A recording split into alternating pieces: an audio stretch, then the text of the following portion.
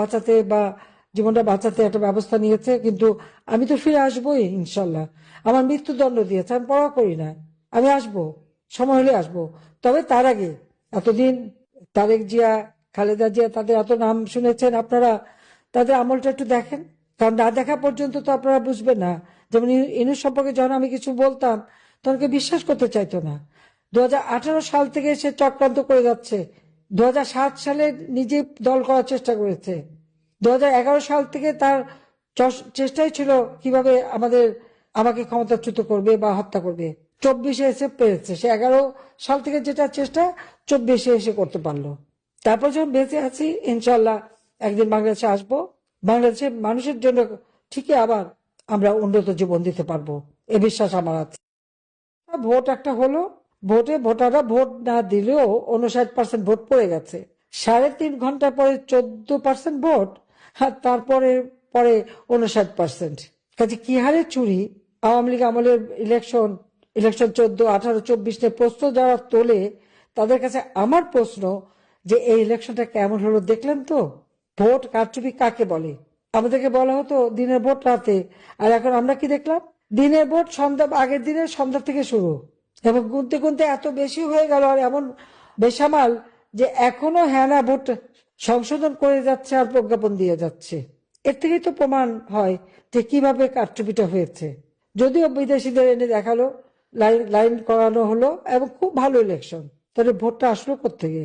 অপরাধীদের ইন্ডেমনিটি দিয়েছে।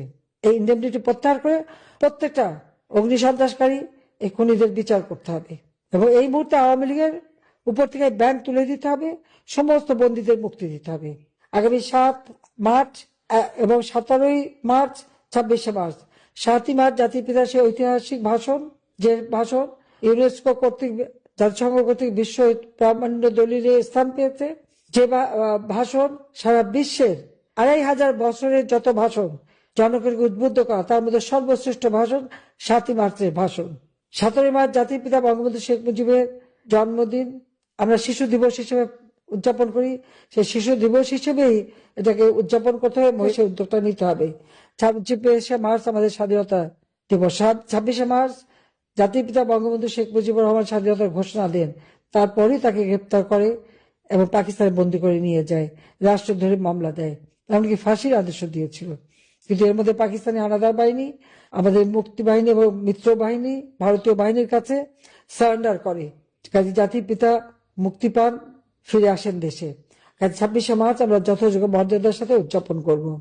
যারা নির্যাতিতা প্রত্যেকে ওই যে সেই যেভাবে নির্যাতন করেছে তার একটা মামলা তার বিরুদ্ধে করতেই হবে। সবাই একটা মামলা দায়ের করবেন। মামলা যদি না নেয়, থানা যদি না নেয়, সেটাও একটা সংবাদ হবে। আর অনলাইনে আপনারা দিতে পারেন বা কোর্টে মামলা করতে পারেন, অথবা রেজিস্ট্রি করে করতে পারেন। যেভাবে একটা মামলা করে কাগজটা হাতে রাখবেন। কারণ এই কারণে যে একটা হচ্ছে সেই অপরাধীদের শাস্তি দেওয়া, আর একটা হচ্ছে আল্লাহ একটা দিন দেবেই, আমরা যে সহযোগিতা করব, সাহায্য দেব, যাদের ঘর বাড়ি পুড়িয়েছে, যাদের এরভাবে ক্ষতিগ্রস্ত করেছে, তাদের প্রত্যেকে আমি বলবো যে সবাই একটা মামলা করে রাখেন। তাহলে যেটা দেখে আমরা সত্যিকার যারা ক্ষতিগ্রস্ত তাদেরকে সহযোগিতা করতে পারি। কারণ মামলা না করলে আমরা বুঝবো কি করে যে এ তো যে কেউ এসে বলবে যে আমি ক্ষতিগ্রস্ত। এই যে প্রত্যেকে একটা মামলা করে রাখবেন, যেভাবে হোক মামলা দিতে হবে, দিয়ে আপনারা রেখে দেবেন। এখন যদি মামলা নাও চলে, ভবিষ্যতে কাজে লাগবে, সেটা আপনারা করবেন। হ্যাঁ, বাংলাদেশের ইতিহাসে সেই 91 সাল থেকে খালেদা যে প্রধানমন্ত্রী ছিলেন, তারপরে আমি প্রায় 20 বছর 7 মাস আমি প্রধানমন্ত্রী ছিলাম। এত বছর পরে, 35 বছর পরে আমাদের পুরুষ প্রধানমন্ত্রী এসেছে। আমরা দেখি কেমন দেশ চালায়। একজন এসেছিল শান্তির কথা বলে সারা বিশ্বে, কি সামাজিক ব্যবসার নামে দারিদ্রকে নাকি ইউনূস বলেছিল মিউজিয়ামে পাঠাবে। আমি যেখানে দারিদ্রের হার 18% নামিয়ে এনেছিলাম, হত দরিদ্রের হার 5% নামিয়েছিলাম, ক্ষমতায় এসে তা এখন 30-40% আবার দারিদ্রের হার বাড়িয়ে দিয়েছে। 5 কোটি মানুষকে আমি নিম্নবিত্ত থেকে মধ্যবিত্ত তুলে এনেছিলাম। ইউনূস সাহেব 6 কোটি মানুষকে দরিদ্রের সীমার নিচে নিয়ে গেছেন। এখন মিউজিয়ামে কে যাবে? তার ওই কথার উপলক্ষে তো ইউনূসকে মিউজিয়ামে পাঠাতে হবে মনে হচ্ছে। কাজে তার বিচার একদিন হবে, এবং বিশেষ করে নারী নির্যাতনের জন্য ওর বিচার হতে হবে।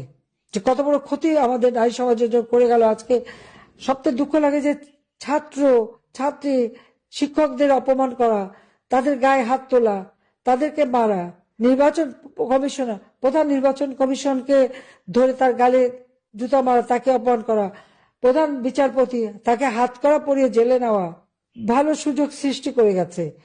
এখন যারাই যে পদে যাবেন তাদেরকে সতর্ক থাকতে হবে, কখন কার উপরে হাত করা পড়ে, কখন কোন প্রধান বিচারপতি হাত করা পড়লো, আর কখন কার কোন নির্বাচন কমিশন এখন যারা ভোট চুরির অপরাধে ওই রাতের ভোট সন্ধ্যায় করায় তার গালেও যে জুতা পড়বে না, এই গ্যারান্টি কে দেবে?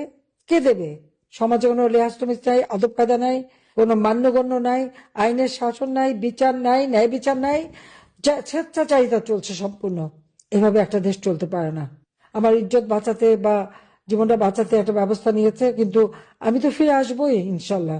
আমার মৃত্যুদণ্ড দিয়েছে, আমি পরোয়া করি না, আমি আসবো, সময় হলে আসবো।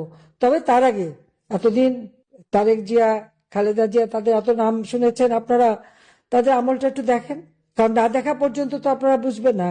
যেমন ইনুস সম্পর্কে যখন আমি কিছু বলতাম তখন কেউ বিশ্বাস করতে চাইতো না।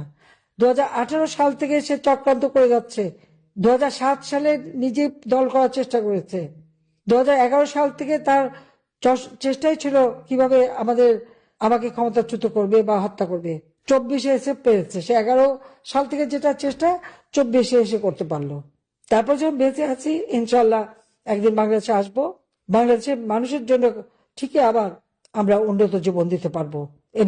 আওয়ামী লীগকে বাদ দিয়ে যে নির্বাচন, এই নির্বাচন একজন অবৈধভাবে ক্ষমতা দখলকারী অধীনে নির্বাচন, যে নির্বাচনে ভোট কারচুপি মানে এখন প্রকাশ্যভাবে, যেদিন নির্বাচন তার আগের দিন সন্ধ্যা থেকেই সিল মারা, বাক্স ভরা, ব্যালটে ভরে ফেলেছিল, সেই ধরনের একটা নির্বাচন অনুষ্ঠিত হয়ে গেল। বুঝলো অবৈধ সরকারের হাতে অবৈধ নির্বাচন। আমি জানি না এরা দেশকে কতটুকু কি দিতে পারবে, যেখানে একটা বিশাল জনগোষ্ঠী বঞ্চিত থাকলো তার ভোটের অধিকার থেকে, তার রাষ্ট্রীয় অধিকার থেকে, সাংবিধানিক অধিকার থেকে। তো সেই দেশ সামনে কিভাবে এগিয়ে যাবে সেটাই এখন চিন্তার বিষয়। আওয়ামী লীগের অপরাধটা কি? আওয়ামী লীগ স্বাধীনতা এনে দিয়েছে, আওয়ামী লীগ দারিদ্র বিমোচন করেছে, আওয়ামী লীগ দেশের মানুষের অধিকার প্রতিষ্ঠা করেছে, শান্তি নিরাপত্তা দিয়েছে। এটাই কি আমাদের অপরাধ ছিল? সেটাই আমার প্রশ্ন। ইলেকশনের নামে একটা প্রহসন খেলে যে নির্বাচনে আওয়ামী লীগ অংশগ্রহণ করতে পারে নাই, যেখানে আওয়ামী লীগের ভোট 53%, সেই আওয়ামী লীগকে বাদ দিয়ে ইলেকশন করলে আর বাংলাদেশের 50 ভাগের অধিক ভোটারকে বঞ্চিত করে নির্বাচন করলে সে নির্বাচন কখনো বৈধ হতে পারে না। অবৈধ সরকারের হাতে নির্বাচন অবৈধই থেকে যায়। আজকে দুর্ভাগ্য, বাংলাদেশে আওয়ামী লীগকে নির্বাচন করতে দেয়নি। তার নির্বাচন নামে যে খেলা, যে সরকার এসছে তার উপর দেশের মানুষ কোনো আস্থা বিশ্বাস রাখতে পারে না। একমাত্র আওয়ামী লীগই পারে বাংলাদেশের মানুষের ভাগ্য পরিবর্তন করতে, আওয়ামী লীগই পারে দেশকে উন্নত করতে, আওয়ামী লীগই পারে বাংলাদেশের জনগণের শান্তি নিরাপত্তা দিতে, উন্নতি দিতে এবং অর্থনৈতিক সমৃদ্ধি দিতে। তিল তিল করে 15টা বছর যে দেশটাকে গড়ে তুলেছিলাম, মাত্র 1 বছরের মধ্যে সেই দেশ ধ্বংস। তবে আমার দৃঢ় বিশ্বাস, বাংলাদেশের জনগণের প্রতি আমার আস্থা বিশ্বাস আছে, কারণ এত অপবাদ, এত বদনাম করা সত্ত্বেও যখনই নির্বাচন এসেছে এবং যখনই সার্ভে করেছে দেখা গেছে আওয়ামী লীগ, এমনকি আওয়ামী লীগ 53% ভোটার আওয়ামী লীগকে সমর্থন করে। এত অপবাদ, এত কিছুর পরেও, নির্যাতনের পরেও, কারণ মানুষ আওয়ামী লীগকেই চায়, আওয়ামী লীগের উপরই তাদের আস্থা। এবং বাংলাদেশের মানুষ জানে যে একমাত্র আওয়ামী লীগই পারবে তাদের জীবন মান উন্নত করতে। আমাদের সকল অর্জিত অর্থনীতি সম্পূর্ণভাবে ব্যবসা বাণিজ্য সব দিক থেকে বাংলাদেশ যখন এত বেশি মানে সমৃদ্ধশালী ছিল, আজকে সেটা সম্পূর্ণ ধ্বংস করে দিয়ে গেল। আমার শুধু এটাই দুঃখ লাগে যে দিন রাত অক্লান্ত পরিশ্রম করে এই লাখো শহীদ, যাদের রক্তের বিনিময়ে আমরা স্বাধীনতা পেয়েছি, আমার ভাষা শহীদ, যাদের রক্তের বিনিময়ে আমরা মাতৃভাষায় কথা বলার অধিকার পেয়েছি, আজকে তাদের অবদান সম্পূর্ণভাবে ভুলুণ্ঠিত।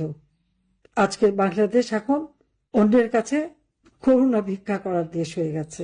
এই দেশটিকে ধ্বংসস্তূপে পরিণত করে দিয়ে গেল সে অবৈধভাবে ক্ষমতা দখলকারী, মেটিকুলাস ডিজাইনের মাধ্যমে যার ক্ষমতা আরোহণ, ডক্টর মোহাম্মদ ইউনূস। এরপর নির্বাচনে আজকে যারা এসেছেন তাদের হাতেও আমরা দেখেছি অতীতে জঙ্গি বাহিনীর সৃষ্টি, গ্রেনেড হামলা, বোমা হামলা, দুর্নীতিতে বারবার চ্যাম্পিয়ন, এই তো ছিল আমাদের ইতিহাস। কিন্তু এই বদনাম থেকে আমরা বাংলাদেশকে শান্তির দেশে উন্নীত করেছিলাম। সকলের সাথে বন্ধুত্ব, কারোর সাথে বরিতা নয়, এই নীতি আমরা অনুসরণ করেছিলাম। আজকে সবকিছু শেষ হয়ে গেছে। তবে আমি দেশের মানুষ আপনাদের বলবো, আপনাদের সাহস আছে, শক্তি আছে। আমাদের অগণিত নেতা কর্মীকে নির্যাতন করা হয়েছে, হত্যা করা হয়েছে, ঘর বাড়ি ব্যবসা প্রতিষ্ঠান জ্বালিয়ে পুড়িয়ে ছারখার করে দেওয়া হয়েছে। আজকে ছাত্র, শিক্ষক, আইনজীবী, সাংবাদিক, বুদ্ধিজীবী কেউই রেহাই পায়নি। এইরকম অবস্থা তো আমরা কখনো চাইনি। বাংলাদেশ হবে শান্তিপূর্ণ দেশ, বাংলাদেশ হবে শান্তির দেশ, উন্নত দেশ, এবং বাংলাদেশ হবে সারা বিশ্বে একটা বিস্ময় হিসেবে গড়ে উঠবে, উন্নয়নের রোল মডেল হিসেবে। ইনশাল্লাহ আবার আমরা দিন ফিরে পাবো আমি বিশ্বাস করি। শহীদের রক্ত বৃথা যায় না। যে সংগঠন ক্ষমতায় থাকা অবস্থায় 21শে ফেব্রুয়ারি শহীদ দিবস ঘোষণা করলো, শহীদ মিনার গড়ে তুললো, আজকে তারাই যেতে পারবে না। এর থেকে দুঃখের আর কি হতে পারে? তবে এই অন্ধকার কেটে যাবে, আবার বাংলাদেশের মানুষ সগৌরবে ফিরে আসবে, এই বিশ্বাস আমার আছে। এই রমজান মাস সবাইকে আমি রমজানের মোবারকবাদ জানাচ্ছি এবং ভাষা শহীদদের প্রতি আমার শ্রদ্ধা জানাচ্ছি। ইনশাল্লাহ দিন ফিরে আসবে, জাতির পিতা বঙ্গবন্ধু শেখ মুজিবুর রহমানের স্বপ্নের সোনার বাংলা আমরা।